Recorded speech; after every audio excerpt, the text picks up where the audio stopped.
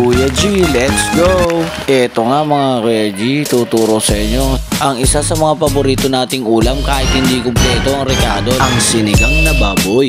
Eto nga, sinimulan ko na ang pagbabatuin ng ating mga rekado para masimulan na natin ang ating munting orasyon sa pagluluto mga G. So, kasama mo na yung karne na yan. Dito nga inumpisahan ko na isa lang yung ating kasarola na kahit pang rice cooker. At inumpisahan ko na nga rin palang mag-isa ng mga rekado. Maya pala sinunod ko na rin ang baboy at tinalo-halo ko ito hanggang sa maluto yung baboy at nilagyan ko ulit ng konting mantikas. Minekos-mekos ko na yan Kuya G.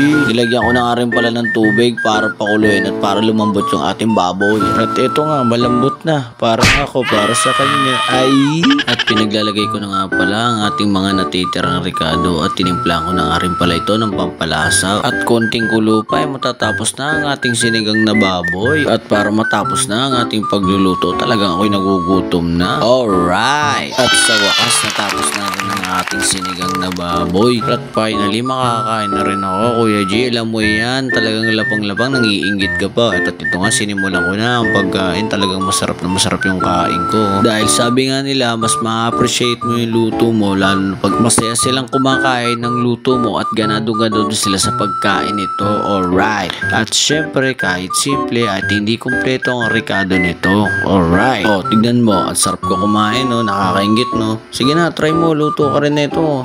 Napakasimple lang nito mga G. Lalo sa panahon yon na medyo maulan, ang sarap magluto nito sabay inom ng malamig na tubig. Alright!